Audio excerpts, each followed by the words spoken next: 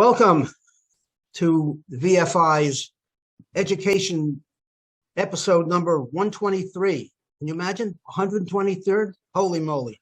Otherwise known as Julia's Miracles. Julia is actually working right now. She will probably join us a little later. And Alana is here today. Yay. There she is. So in terms of Volunteers for Israel and getting to Israel, it's a problem. The U.S. is now a red country, which means you cannot go from America to Israel at the moment. We've been in constant contact with Sarel, trying to ascertain a potential future route, or at least some ideas, and at the moment there aren't any. We do have two programs that are scheduled and approved by Sarel. The first one is VFI Plus Archaeology that starts on March 27th. And the other one is VFI Plus Advanced, which starts on May 6th. Those programs are approved and are proceeding as we speak. So, Ilana, can you introduce our guest speaker this evening? Of course. So welcome, Colonel Noam Tamir. At the age of 18, Noam joined the IDF and for 23 years served as a helicopter pilot in the Israeli Air Force and also did a variety of ground roles. During his service, he took part in each Israeli war starting from 1982 until today, retired as a lieutenant colonel to his second career, 9 years working for companies in the automotive industry in Israel. Now he's our tour guide and is a tour guide since 2013. This is his third career. Quite the bio. Thank you so much, Noam, for coming and for rescheduling with us. I know originally you were supposed to speak on Thanksgiving. I don't know why we did that, but he was kind enough to come and give it another shot today. So welcome, Noam. Thank you very much. And I'm happy to see you all. And I hope you're all in good health. And about the question you asked about Israelis returning to Israel, they have to go into 4 days doing 2 checks. And then they are back to their normal life. That's the rules today from a red country. Israel does not allow, it's not just red countries. Israel does not allow almost anyone to enter who is a tourist. I was supposed to guide a group from Australia next week and it was cancelled. The Australians they don't have any limitations, but we don't accept tourists at all here. So it's a problem. Okay, so let's go and work a little bit. So I'll bring up the presentation. And the presentation we are going to see today is we're going to talk about the north of Israel and talk about 77 military monuments in the north of Israel, which are very important. And you will see the importance as we'll go by, because each one of them signifies a war or something that Israel had, which is important in the history since Zionism began. And like I was introduced, it's my third career and I enjoy it very much. My first career was a helicopter pilot. That's my helicopter, the CH-53. I flew it for 23 years and I liked it very much. This week on Sunday, we had a little ceremony where I also got a small piece of paper saying that I don't have to go on reserves. I don't have to go to the army even on reserves. So that's for the ceremony this week, concluding more than 40 years in the Israeli Air Force. Noam, this slide has not changed. We're still on the lead slide. Okay. So we'll try to fix it. Okay. We'll try to fix it. I think it has to be in presentation mode.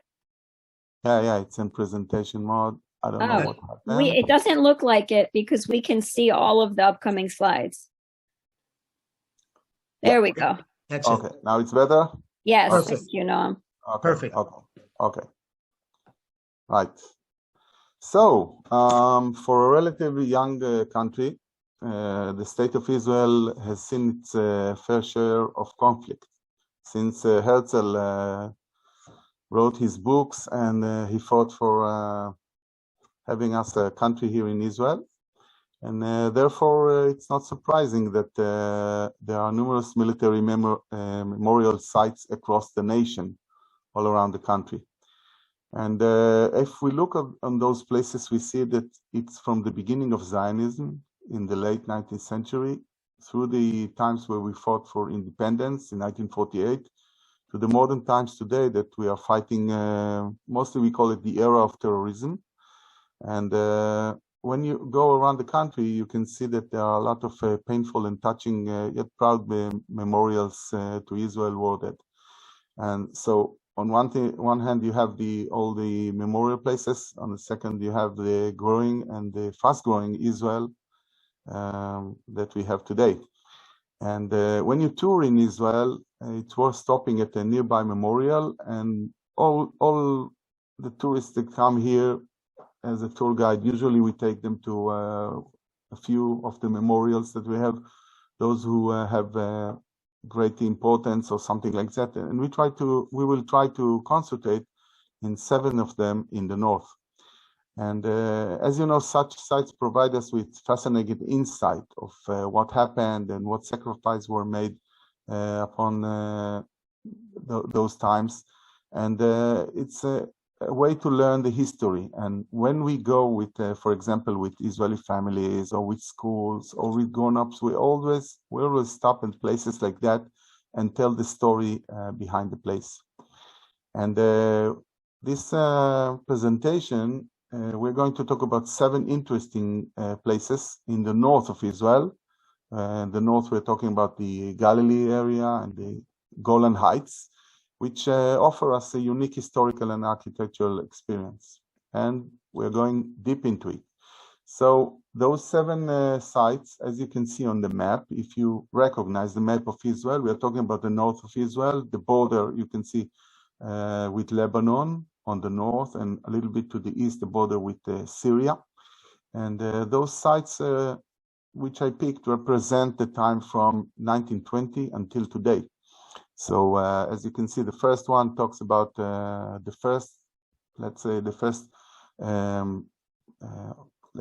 as we call it, the first time that was the Zionists met a military force. That's in 1920. And it goes all the way for us for making the country or getting independence, and to the famous wars that we had along the way. So the first one talks about 1920, the first military engagement between the Zionists and the Arabs. It happened in 1920, and it's known to everybody in Israel because it's called the monument or the memorial place of Tel Chai. And it's up in the north of Israel, next to the border with Lebanon, next to the city of Kiryat Shmone. By the way, the Kiryat Shmone got its name from the 8 people who are mentioned on this monument. Now, when we talk about Tel Chai, 1920, if you try to take the words Tel Chai and translate it, it's called the Hill of Life. And that's the actual place where Jewish came to settle. They built something which is as you can see, it's for working here in the agriculture. And you can see it was building with the wall all around the yard and everything. And it was built up in the north in an area that belonged at that time to France, not to Britain. There was the border on that time was not as the border that we know it today. And in that site what happened was that the battle took place at the 1st of March 1920, when the Arabs that were living all around there were looking for French soldiers. They thought they were hiding at Tel Chai. And this led into a misunderstanding between the Jews and the Arabs. This wasn't a planned collusion between them. So, but it was a fight about the place and about the Jews not letting the Arabs get in, and fighting to keep the place in the hands of the Jews. And that's why it's considered to be a very significant in the Jewish perspective of we are not leaving the place where we live. Although what happened there, that 6 people died in that battle. And the famous of them all, as you know, was a great leader of the Israelis, Yosef Trumpeldor. It was a very big loss for us because he was very famous, and he was, like we say, he came from Russia. He was already in the Russian army, even lost his hand in the battle against Japan. And but it's regarded to be the first military engagement. And in order to memorize it, they decided to make a statue for Josef Trumpeldor and his friends who died defending that place. And decided to call it the Roaring Lion Monument. And you can see here, Avraham Melnikov, the sculptor, is the guy with the hat. When they are bringing the stone that from that he will make the lion. By the way, in order to make a lion on the statue, he had to go all the way to Egypt, to the zoo, to see how a lion looks like. And you can see here how they are bringing the stone and how he's making it. And that's the day when it was all ready. It took him, by the way, 6 years to make it, until we have this monument, which is the monument of the Roaring Lion. He's looking to the east, and like he's a little bit crying, right? He asks the Jews to come and help the Jews who live here. Until the time that the statue was made, of course, the area became all a part of the British mandate, which made it for us easier to return to the place and live there. Today, this is how the statue looks like. By the way, it's a graver place, okay? Because below the statue, we have the remains of those 8 people who died, 6 of them in the battle itself and 2 in the months before it. And we have the names of all the 8, and we have the nearby city, Kiryat Shmona, is named after those 8 people, okay? Because it's the city of the 8, Kiryat Shmona. Now, the next thing we want to talk about is 1946. We are moving a little bit to the west of the Galilee, next to the sea, to a place that we call Yad Leyad. I will translate it in a minute. And it's about fighting the British mandate. Remember, 1946, it's a year after the Second World War ended, and we want to bring immigrants to Israel. And this is part of the fight against the British to bring immigrants or to bring the Jews who survived the Holocaust to Israel. And the Yad Leyad, as you can see, this is a place. Also, by the way, it's a grave, and you have the names on the grave. It all goes back to what we call the Night of the Bridge, which took place between the 16th to the 17th of June, 1946. And the reason that the Haganah, which was protesting against the British, because the British decided to close the land of Israel to Jewish immigrants, most of whom were Holocaust survivors, and there were demonstrations against it, and the British were turning the ships bringing the immigrants to Cyprus. So what the Israelis said, okay, if you are not letting anybody get into the land of Israel, we will cut all the roads and the trains that are running between the land of Israel and the countries around us, and talking about Lebanon, Syria, what will come later on, Jordan and Egypt, because if we can bring anyone in, you will not be able to go out of Israel. So this was the plan. And as you can see on the map on the right, okay, you can see that 8 operations were made. 7 of them were successful, from the area of Metula at the north to the area of next to the Golan Heights. They blew up the train that was going from the train bridge going from Haifa to Damascus, and so on, as you can see. Not all the bridges were like that you cannot build again, but this was symbolic, okay? Now, one of the operations we had problems with that operation, and this was operation in what we call the valley, or where the Achziv river is running. And they were supposed to blow up 2 bridges, one a train bridge that you can see here, and one a car bridge. And this operation did not succeed because they were identified before they reached the bridge, and began shooting between the guards and them. and the guards shot some of the soldiers that were holding the bombs, and the bombs blew up. The train bridge fell down, but we had 14 people killed, 5 injured. And the memorial over there, which we call Yad Leyad, which means a memorial to the 14. That's the pronunciation of the name if you look at it. And those guys, by the way, when they were shot and killed, nobody took responsibility for the action, and they were buried in Haifa, and nobody knew for a lot of years where they are buried. And they had to investigate it for a lot of years until they found where the British put them, and they were all moved to this site, which is called the Yad Leyad, or the Memorial of the 14. 13 of them are buried here. One is buried in Jerusalem. And the place itself, as you can see, has the names of them all around.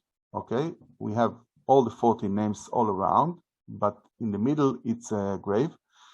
And also what the KKLJNF made is building a park all around, because as you understand, we bring a lot of groups, especially youth groups, and teach them the story, and teach them, talk about the fight that we had here against the British. And sometimes we had losses, and sometimes we had wins. And here we talk about the price that we had to pay with those 14. So it's a site which is visited all around the year with a lot of people. Thousands of people visit there every month. The third place I want to talk about, I'm taking you to the War of Independence that was in 1948. And I'm talking a place which is called Metzudat Koach. I will explain the name in a minute. And as you can see, it's in the Upper Galilee, not far from Kiryat Shmona, not far from the Chula Valley. And this place, Metzudat Koach, is still a fort that is built today. It's a base of the part of the police uses it for guarding the border with Lebanon. And when you talk about Metzudat Koach, basically the original name was Nebi Yusha. Nebi Yusha means the place of Joshua, the prophet Joshua, that some people believe that the grave of the prophet Joshua, or let's say the leader Joshua, brought us all the way to the land of Israel, is over there. And we renamed it Metzudat Koach later on after the war. It was built as a police fort by the British mandate during the times that the Arabs were rebelling in Palestine between 1936 to 1939. The concept was called Tigard. He was the guy who came from India and built all the system, or he designed all the way that the British will defend themselves against the attack of the Arabs. So it was very well built with all the experience he brought from India when the Indians were rebelling. Tigard was the head of the police in Calcutta, in India. The British had a policy that when they left the land, they used to give their places to the side who had the majority of people living around. And around this area, there were only 2 kibbutzes in the area, but lots of Arabs living around, so they gave it to the Arabs when they left. Now, for example, if you take Tiberias was a majority of Jews, so the Tigard police station was given there to the Jews. Now, you have on the building written NY, it's not New York, it's Nebi Yusha. It's a sign for the airplanes that they will know where they are going to. The Israeli forces made 3 attacks. They didn't succeed in the first 2, and then they only succeeded in the third one. The second attempt was very, very ambitious, but it was planned very well, but wasn't done good enough. And we had losses there. We lost 28 soldiers on that second attack. And only on the third attack, when they used the help of the Air Force, they succeeded in taking over the place. Now, when you say Metzudat Koach, okay, the site around the fort contains a stone monument, as you can see here, and also there is a place there where we have a museum which was built recently, and telling the story of those soldiers who died there. And what you can see here, the monument is again a grave. Okay, we have the soldiers buried over there. Remember, in the second attack, it was 28 soldiers that were killed.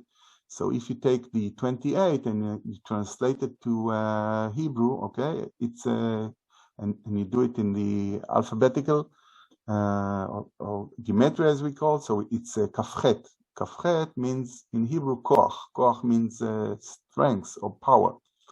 Okay, so the Hebrew word is koach, has a double meaning. It can be strength, and it also can be the number of the soldier who died there. By the way, there are 32 soldiers buried over there because 4 more died in the third attempt. But you know, when we have a good word, which means which is a very powerful word as koach, as strength, so we keep the name of the place like that. Now, when you stand over there next to the grave of those soldiers and you look, you have a beautiful sight. You can see the Chula Valley and the Golan Heights, and it's a beautiful place to talk about and to explain to the people who are coming to visit why was it so important to fight over this place, because it's overlooking all the area which we wanted to keep it as Israel. And like I said, it's close to the Prophet Joshua grave, what we believe is a grave, and a lot of people come to visit there. When you look at the Chula Valley, you can see also the Chula Valley Nature Reserve, which is a beautiful place. One of maybe the best place in Israel if you love birds. If you love to watch birds, that's the best place to come in Israel all year, especially in the spring and in the autumn when 250 million birds are passing over this valley. So, and there is a feeding system here, and also with the help of our friends from the KKL JNF friends from, especially from Canada, but not only, we've built a beautiful visitor center. And when you visit Israel, this is one of the most essential or the most beautiful place to visit all year.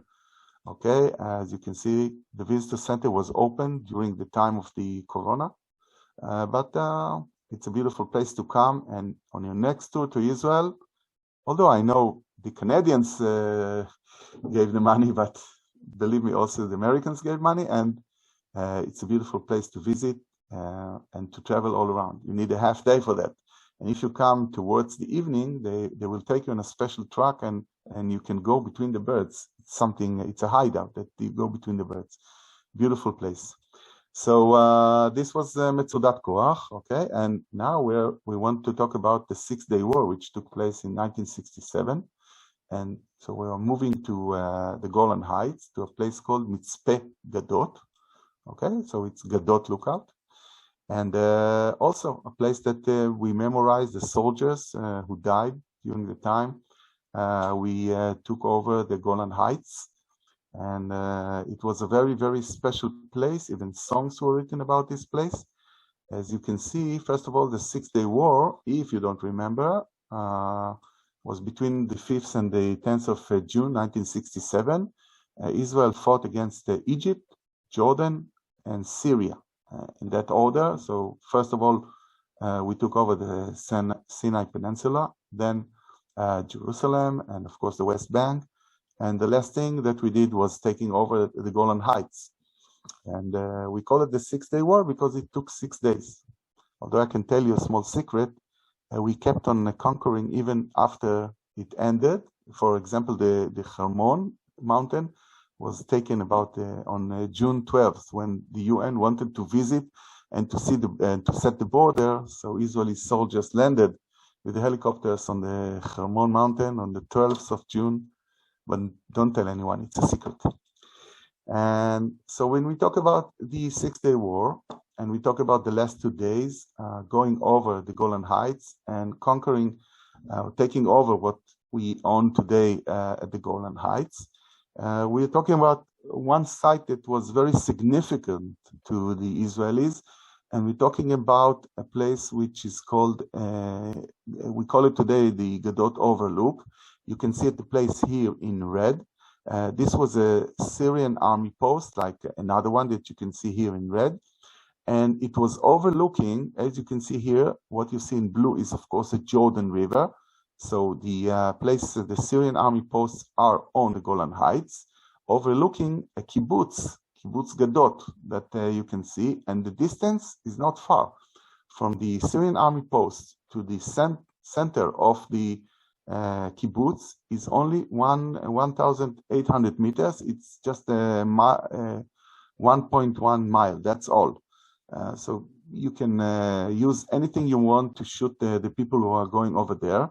And also the Syrian place was 300 meters, like 1,000 feet higher than the Israeli kibbutz. So you can see they can see whatever is done in the kibbutz, and they can shoot. And they were doing it for years. Okay, this is one of the triggers that Israelis were pressing on the prime minister on that time, Levi Eshkol, to solve the problem of the Syrians in the Golan Heights.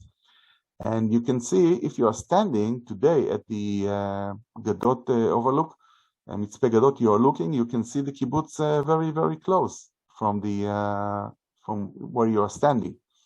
Here, I made the picture bigger, and you can see it's just you're standing in that place, and you can shoot with a rifle or with a machine gun anyone who is going out, and they were doing it for years.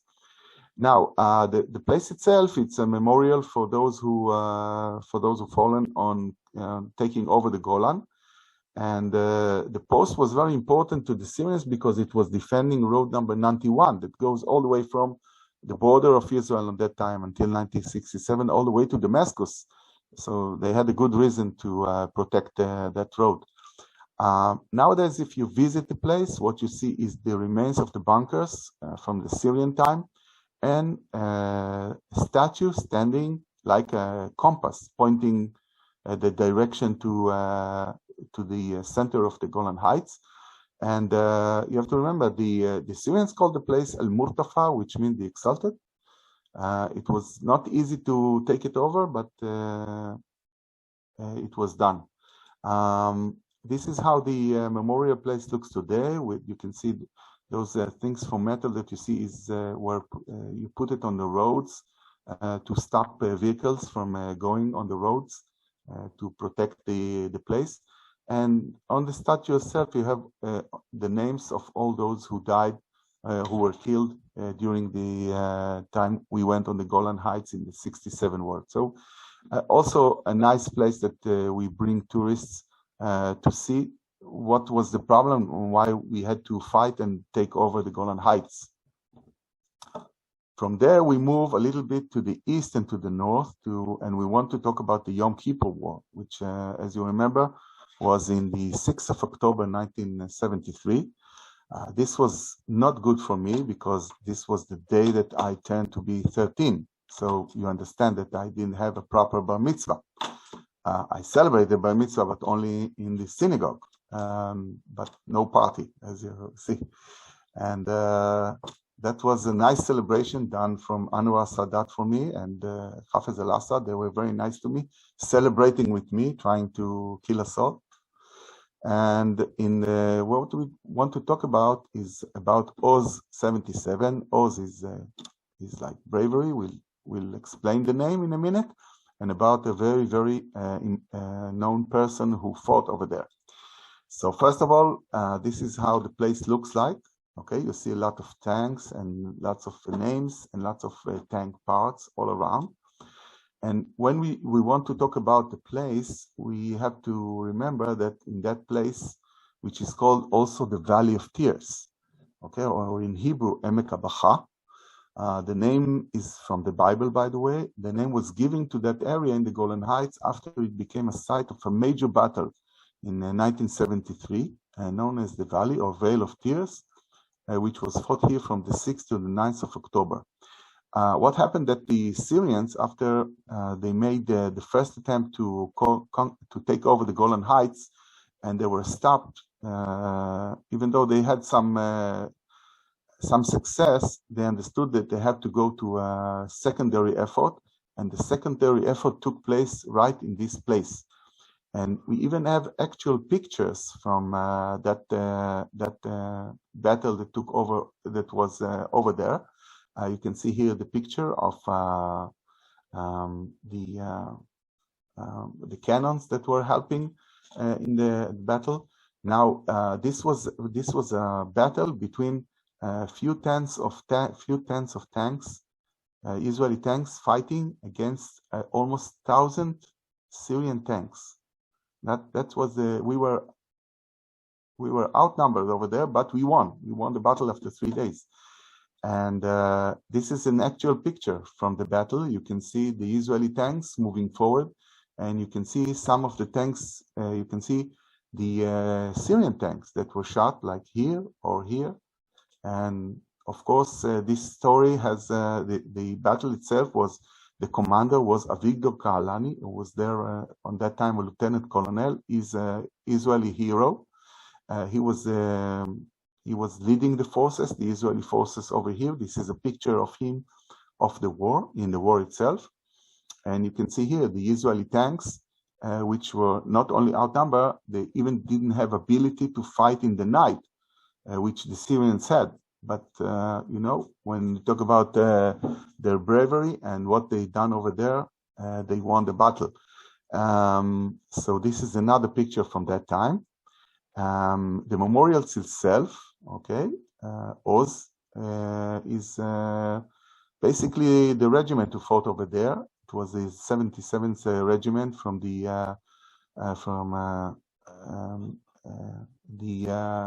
7th Armor, which the help of those who were left from the 188th Armor who fought in the first battle.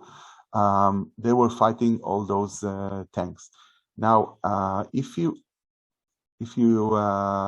look today at this place, Oz 77, you can see that symbolically we have two tanks here, an Israeli tank and a Syrian tank, and they are standing one next to each other. By the way, when they were shooting one each other, they were standing like less than 100 yards, between 100 to 200 yards, one from each other. And it was all a matter of, you know, having also luck that you shoot first, okay? So this is part of the memorial. You have here the tanks, symbolically. Also, you have all the names of the soldiers who died in that battle written on parts of the tanks, the Israeli tanks that we found there after the battle. And there also, like you see, a place that you can sit and you can bring in people. And here you can sit on a small stage and describe with the hands and show everything around and tell exactly what happened over there. And like I said, Oz means strength in Hebrew. So that's the combination, the strengths of the 77, the guys from 77. And here you can see a picture just from the recent summer where we had the Avigdor Kahalani. We brought Avigdor Kahalani to give a lecture or tell the story to educators who came from the United States and from Canada. And they were from all over the United States. They were organized by the KKLJNF of US and Canada. And we brought them, and they met Avigdor Kahalani. Here you can see him sitting and telling his story. And that's the guy, okay? And the picture taking with all of them. We had a bus full of educators, which we managed on time between two times where we can bring in tourists to bring them. That's why I hope you will succeed in bringing your groups also, because if you believe in it, you can bring the groups in. And this is Avigdor Kahalani here telling the story of the battle here. From here, we are moving to the next memorial place, which is talking about the First Lebanon War. The First Lebanon War was in 1982. Like I said, I participated in that war when I was a young pilot coming out of the pilot school. And the memorial place I want to talk about, it's not from 1982. It's a little bit from the time we were in Lebanon. We were in Lebanon a very long time. And talking about the Israeli helicopters disaster, it's two helicopters who collided in midair. And maybe this is the most, you can't say beautiful on a memorial place, but this is maybe the most significant, or the one that a lot of people come to pay an attribute for the soldiers who died, because it's a very, very unique memorial place. Let's talk about what happened after the 1982 war, the Lebanon War. Israel had withdrawn to what we call the security zone in the southern of Lebanon, like something like 10, 12 miles wide, where it faced a lot of attacks, mainly by Hezbollah, but also by Amal and the Palestinian organizations. And as time fled on, we at first we moved the troops in and out, or everything they needed, by trucks, but it became more and more dangerous, because a lot of attacks on the roads with bombs and shooting missiles and so on. So when it became in large numbers, we began ferrying the soldiers with helicopters. This kind of helicopter, which I used to fly, was doing most of the job, because you can take up to 50 soldiers at one time. And what happened in 1997 was that two helicopters who took off from Machanaim, which is the north of Israel, each one of them carrying a lot of soldiers. The two helicopters, on the time that they were waiting to get the permission to go into Lebanon and to land in two of the places where the soldiers, the soldier posts, they collided in mid-air in about a height of 1,000 feet. One plane crashed into the other, and the two planes just crashed into the ground, killing 73 soldiers, including the pilots. And here you can see what was left from the helicopters after they collided. Of course, the crash brought about widespread national mourning and considered to be the leading factor of Israel's decision to withdraw from southern Lebanon in 2000. As you remember, Ehud Barak was the prime minister on that time who took this decision. And the memorial place itself was built in a very, very special way. First of all, as you can see from the plan and what you can see actual on the ground itself, it looks like a helicopter. Okay, you have the rotor of the helicopter, the fuselage, and you have the area of the tail. Now, the area of the tail is important in terms of it's another side which is connected to that place.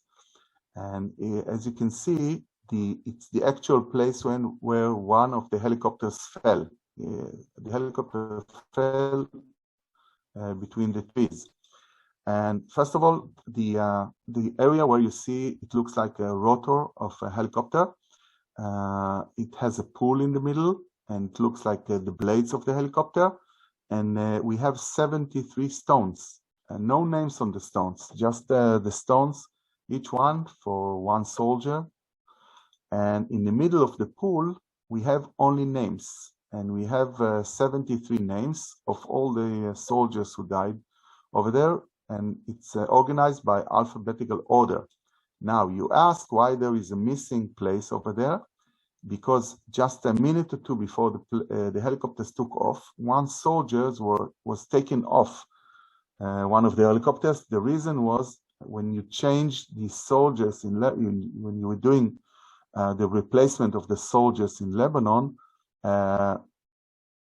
74 soldiers, not 74, but 66 soldiers were supposed to land in Lebanon, and 66 were supposed to go out, and you replace it one by one. Now, one of the soldiers that was supposed to come out, the last minute, they decided that he will stay because he was needed for a job, I don't know exactly what. So just 2 or 3 minutes before the helicopters took off, one of the soldiers were taking off. That's why it's a missing place. he found it very hard to live after all his friends died in the collision. And one of the reasons is that they left an empty places is for all the suffering that he has since then. Now, the memorial continues with, as you can see, it's a place where water are running all the way to the place where it supposedly stands for the rotor of the back rotor of the helicopter. And water means in Judaism, not only in Judaism, means life. That's why we have running water, and they run all the way to the back where they circle and go inside. And it's all circulation running with the water. And at the end, next to what used to be the tailwater, we have a big stone. Looks like a helicopter. On one side, we have all the names of all the soldiers who died, with their ranks, with the places where they lived, with their age. Okay, giving information about it. And on the other side, we have the description of what happened in that night. If you pass the stone and you go all the way into the bush area, into where the trees. This is the actual place where the helicopter fell, and immediately after the death of the soldiers, the families came and put stones with all the names all around.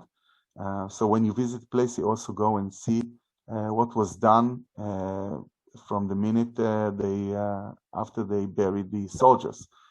So you have all the names, okay, of the 73 soldiers over there. And around it, you can see we have a bridge because there are running water over there. So this is the actual place. The last memorial I want to talk about goes to the Second Lebanese War, which took place in 2006, and it's called Mount Adir Observation Point. And it's a beautiful place, stands on a very high mountain, which is a mountain which is 3,000 feet high. And from there, you can see not only the north of Israel, also you can see all of southern Lebanon. So it's a very significant place to go. I recommend, if you are visiting Israel, to try to get to this place. And just to remind you, the 2006 Second War, which we also call it the Israeli-Hezbollah War, it was 34 days of military conflict in Lebanon, which all began with the kidnapping of two of our soldiers. The conflict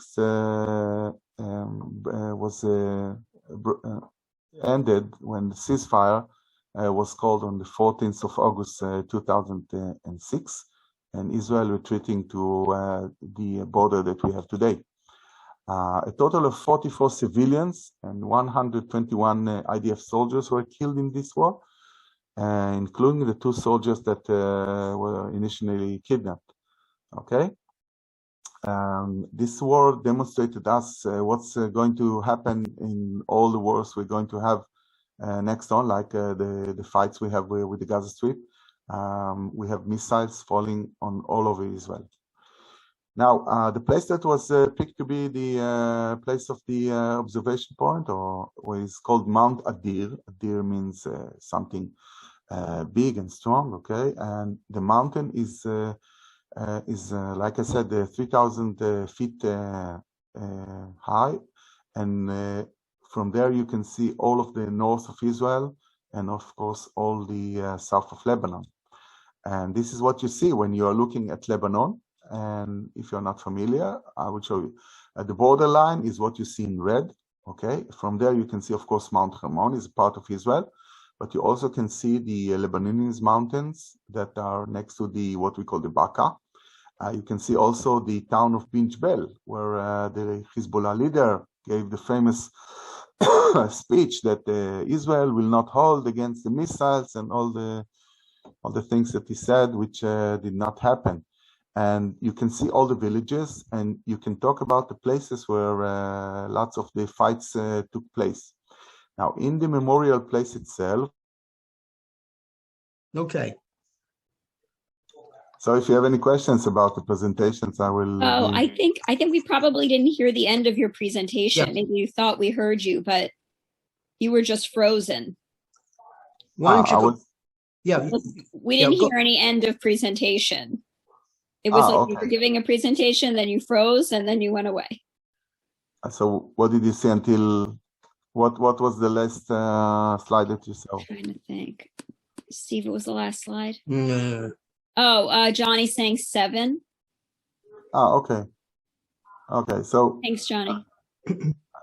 the last ones we were talking about that I talked about the fact that all around the year we bring groups, youth groups or elderly people or soldiers and everything. We bring them to all those sites because they are part of our heritage. They are part of what we try to teach the young and also the old about the sacrifice that we had during the time we were coming to be a country and later on, and the importance of those places. And usually we tell a story. What I do, I take story of one of the people who is mentioned over there, and I tell his story. Unfortunately, most of them died young, but it's interesting because you try to make people think about those people that are not with us anymore, and the importance of that. And we still in Israel, we have to fight not for independence, but to fight for the country, and that's why those places are so important. I have a question. Is there an official monuments organization in the government that manufactures or monitors all the monuments like we do in the United States? There is a department in the Ministry of Defense that is responsible for the places, that is responsible for the official places. There is some of the places which are built by the country itself. Here what we saw is many places that were organized by groups or by those who fought over there. But there are monuments like, I think in the first picture I showed you, there is the monument which is next to Be'er Sheva, which is called the monument of the Negev. This was built by the country. Or another monument that we have on the way to Jerusalem. Or yes, the government. What happens that this department is responsible of. Are we willing to recognize this place as a place that is supported by the government? Usually they don't want, they don't have money, but there are places that, for example, all the military cemeteries are in the responsibility of that department. Mm-hmm. Okay. But most places that you saw are built by people who organize, get together and make it as a monument. So it's more of a private venture. Well, for example, the site that you saw of the 2 helicopters that collided, the government gave some money, but they didn't want to recognize it. So it was mainly the parents organized together, and with the help of the KKLJNF and a great help by a guy who was at that time very rich in Israel. He was bankrupt since then, but a lot of people donated to that monument. Yeah. And until today, it is kept by the parents with donations they collect from all around, and with a lot of help from organizations like the KKLJNF. Thank you. Alana, if you see any questions, you want to read the questions? There's a question here, and then I'll encourage people to unmute and ask questions if they have them. Harry asks, do you see a future time when monuments or memorials won't need to be built? That is a true area-wide peace in the Middle East. When we'll have peace, we will not need monuments. But in Israel, one of the ways that the parents, even after a lot of years after their kids died in war, they want to have something in their memory.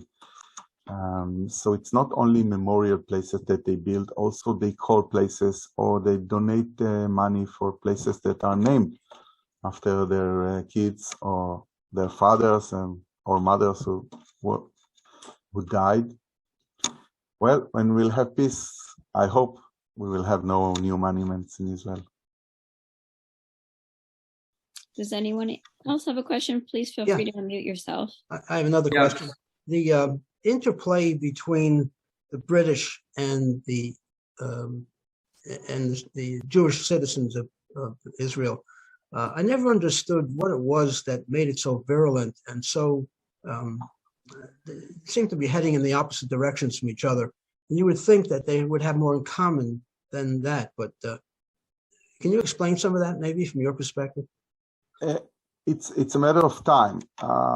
Until the Second World War, there were very good relations between the Jews and the British, although the British were under a big pressure by the Arabs not to let the Jewish immigration go into Israel and change the numbers of the population in the land of Israel. The British, on that time, most of the British people who were serving in the British mandate had good relations with the Jews. They were, I would say, they were also for us, not against us. And they helped a lot of the things done. For example, if you're talking about the large number of kibbutzes built on what we called Choma and Migdal, it's a project that was made together with the British in order to build new settlements on areas that the British wanted to control. And as you know, between 1936 to 1939, a lot of Jewish settlements were built all over Israel, new settlements. So this was the years that we had good relations, although we had limited numbers of bringing immigrants. After the Second World War, Britain was going out. They didn't have money. They lost their place as a leading country in the world, and therefore they were also under great pressure by the Arab countries who wanted also independence, and that's why they tried to be, let's say, neutral, but neutral, not exactly neutral, more be in favor of the Arabs.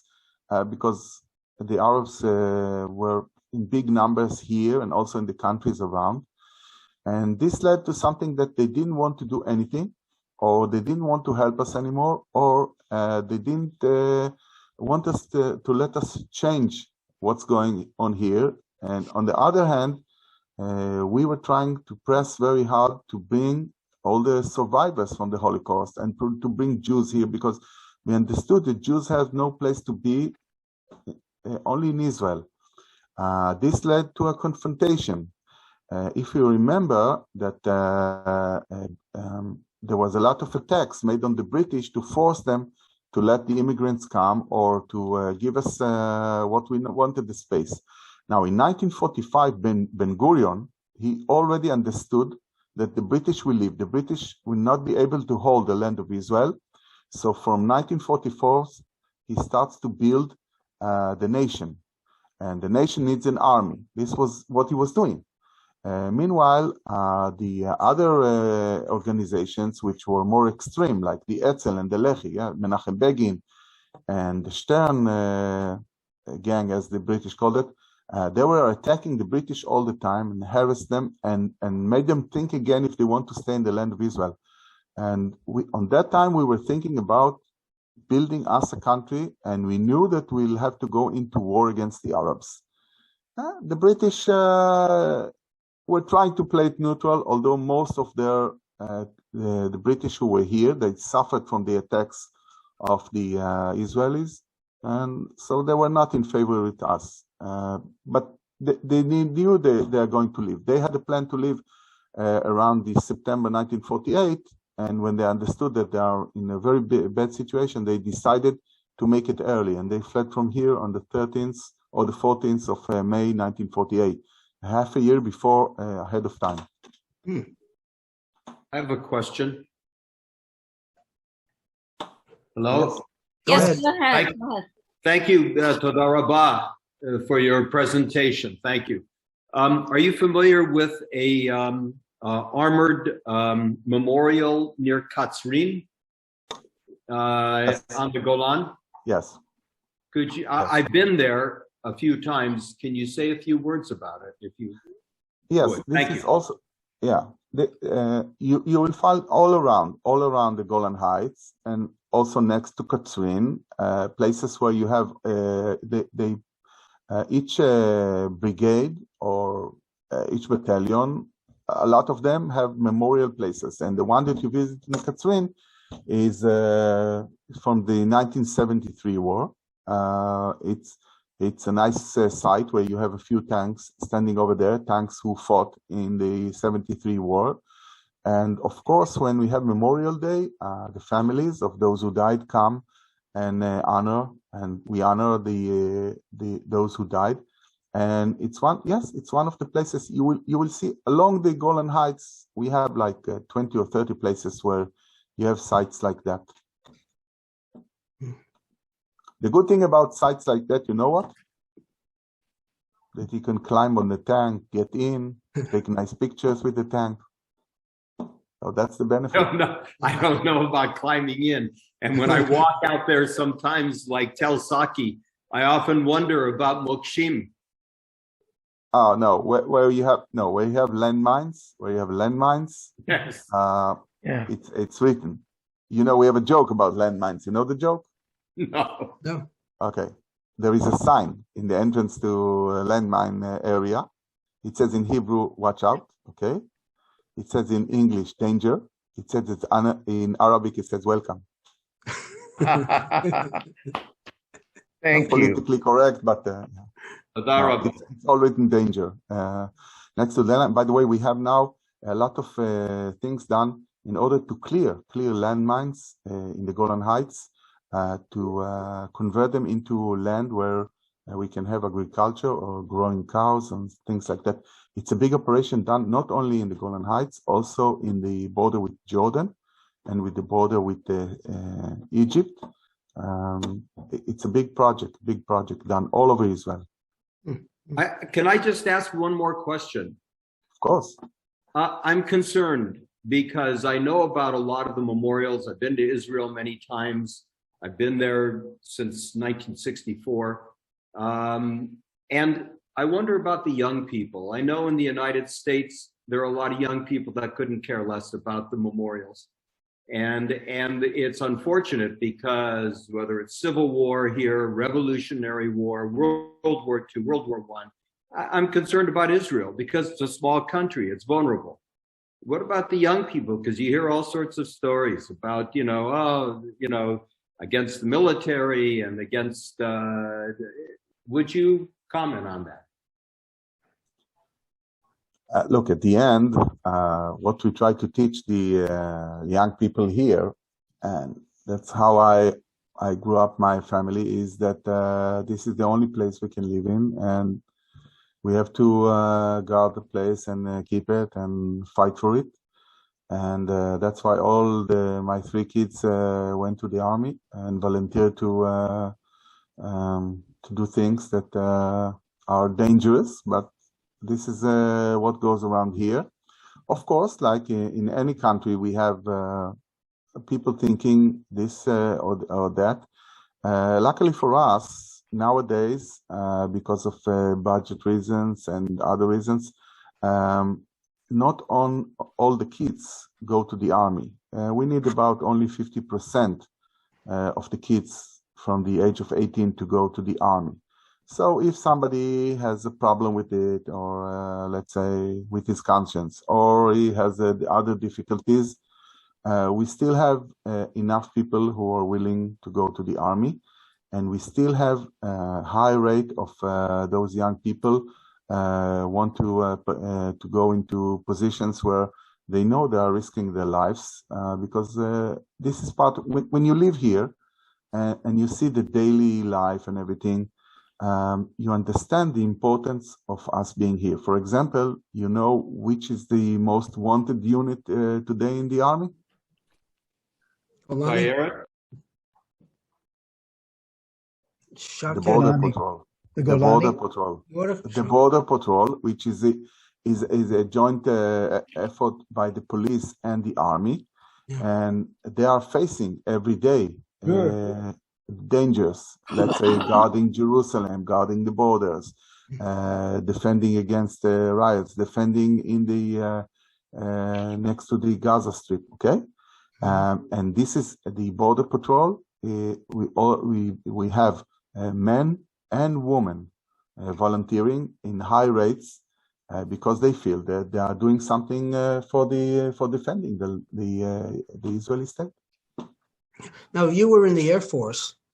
Are there any particular monuments for the General Air Force or for any particular campaign? Yes, we have a very, very big monument not far from Jerusalem, which we there have. This is the central monument of the Air Force, and we have the names of all the soldiers who served in the Air Force and died before the 48 war and until today. So this is one main monument. Other than that, we have a lot of monuments that were built by squadrons or built by units from the Air Force. And also we have places where there were pilots or soldiers from the Air Force who died. For example, my squadron, I served in Squadron 114. We have a monument that we donated money for it. We have it, the picture that you see in the back of me, it's called Har HaRuach, or the Mountain of the Wind. And the place that the picture was taken is from that monument of our squadron. We have like 25 people from our squadron who died in war or in accidents. So this is my squadron. And not far from there, we have also monuments that were built by other squadrons or other families of pilots or soldiers who died.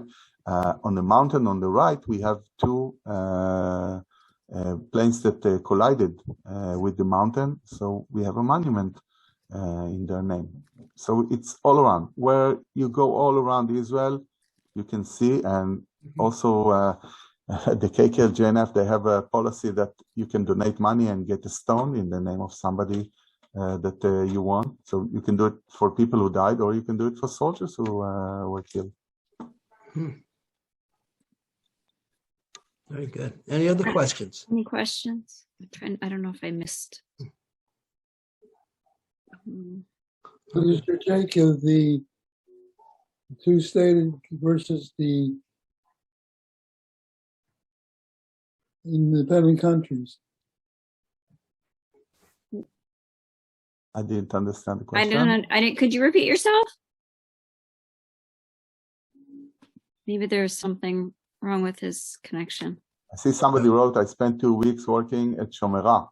Shomera is in the border, on the border between Israel and Lebanon. Yeah, and of course, the soldiers are very proud to guard the border, like we all do. And yeah, I was also in Shomera when I was a young soldier. During the pilot course, they take us for 2 weeks. We serve on the border and we learn the difficulties of the soldiers there. Now, you'd mentioned that your reserve duty is near its end, or how does that work? Yeah, it ended. I flew until 2002, where I stopped flying because, you know, all the time new pilots are coming from the pilot school and we have a limited number of helicopters. So usually when you turn over between 40 to 50, you stop flying. You're not allowed to fly over 50.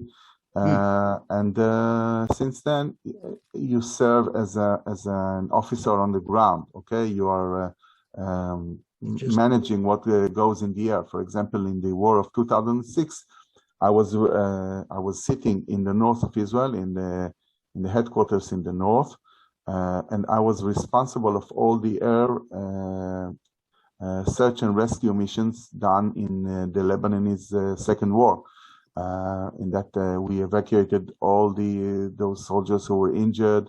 We rescued a lot of them, and we were working very hard to try to save every soldier that was injured in that war. We came into even a situation where we had a helicopter landing to take the soldier from the battlefield 20 minutes after he was injured. That's something that we accomplished in that war. Yeah, we had all the time helicopters in the air. And when we were hearing that somebody got injured, we immediately were bringing the helicopter next to the border and now seeing how we can do it fast as we can. First of all, to help him with his injury. Second, to surprise the other side. He was not ready that we are so ready to take the injured people. And in one of the evacuations, I didn't know it, but the guy was evacuated was the son of my neighbor. He was also a pilot, and his son was injured, and he was losing blood. So the helicopter, when he took off, he immediately landed in the nearest hospital just to save him. And so you feel proud that you helped even your neighbors. You don't know it in the real time, but you do it. And so what you do on ground, when you walk on the ground, is because of your experience and everything you know how to operate it smoothly or operate it good, and you bring all your experience to in wartime. You have to train all the time. That's what I did. Great. Thank you for explanations on that. Do we have Are there any any- other questions? How do Any we, questions we missed in the chat or anyone? Yeah, I was asking, do you see any parallels between the British pulling out of Israel and the U.S. pulling out of Afghanistan? No, because you are not bankrupt like the British after the war. But look, today it's different. When the British retreated from Israel, there was a decision to have 2 countries for the nations here. So we were talking about a nation. When the Americans retreated from Afghanistan, there was no real solution given to the situation. There was no forces that, let's say, forces that were pulling or trying to get to be a country. What's going in Afghanistan is we have a new terrorist country, which we will feel it all over the world.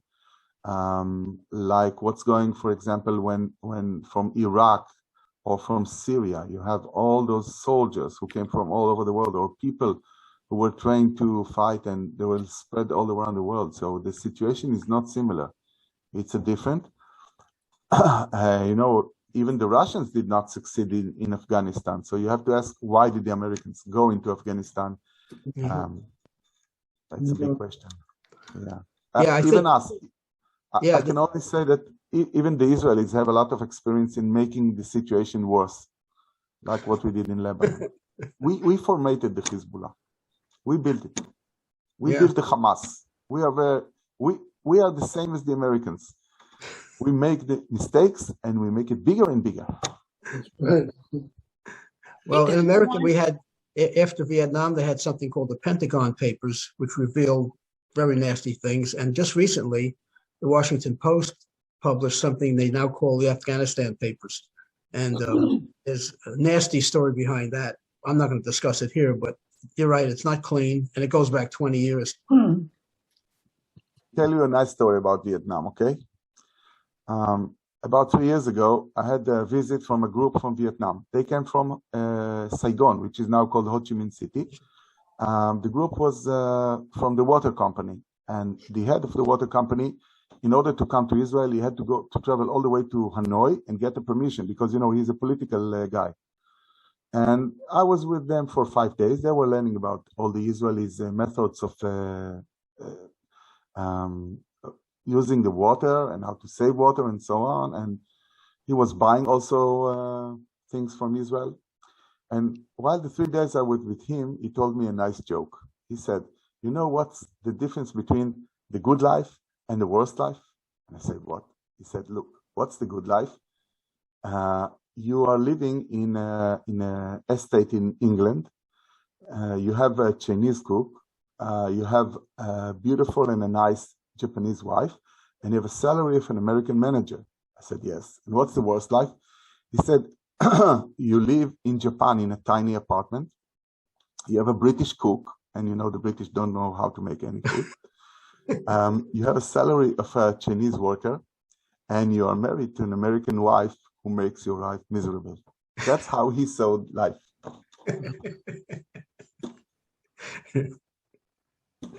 What, It's only perspective. You're right. how do Great. you, what does your thing play on statehood? Sorry, I didn't hear. Statehood. How do you resolve, how do you see the resolving of the problem of the statehood? Between the Arabs and the Israelis. How do I see the solution? Yes. Or Wow. That's a big question. Yeah. The solution must go or should go with a few things we should do. First of all, is education. We have to educate that wars are not a solution. And we have to educate both sides about it. Then we have to respect each other. They have to respect us and recognize us, and we have to respect them, okay? In terms of not being a country that is like we have two kinds of citizens in one country, okay? You can see in a way that this is what's going now in Israel, because you see the coalition we have in Israel today is based on a group of militant, but very, very proud Arabs, okay, which their wish is to take care of the Arabs all over Israel. And I say, yes, we should have the Arabs who live in Israel should be equal citizens, right? That's what that they fight about. Of course, we also have to find a solution to the Palestinian problem. So it's that's the basic principles of, but mainly education, respect, finding solutions, economical solutions. At the end, working on those things will bring to lower the tension, and education, respect, and economical solutions will give us a hope that we can be here, all of us. Otherwise, you know what the Iranians are planning? They are planning to make a solution to the Palestinian problem. You know how they were going to do it? One bomb falling on the Israelis and the Palestinians, solution to both two problems. That's what we are facing right now. Yes. Wow. Well, thank you very much for a very interesting presentation on many levels, in many dimensions. And we appreciate the open dialogue with some of your views. And it's a tremendous learning curve for us, 7,000 miles away. Yeah. And we appreciate the time you spent with us today. And I'm speaking for Julia as well. She's thanking you for helping us along today with the 123rd episode of VFI Educates. Right. Wow. We will be putting this up on YouTube in a couple of days for anybody who wants to watch it again or recommend it. And we've had a fair number of people watching the YouTube videos that are out there, and there's over 100 of them. And oh, that's neat. Is that a CH-34s, did you say? That's a CH-53, oh, wow. Yes. It's my squadron. They had a job working with the police. So. Oh, that's great. Oh, neat, neat. Great. Well, do you have any final words for us? And we'll wrap for this evening.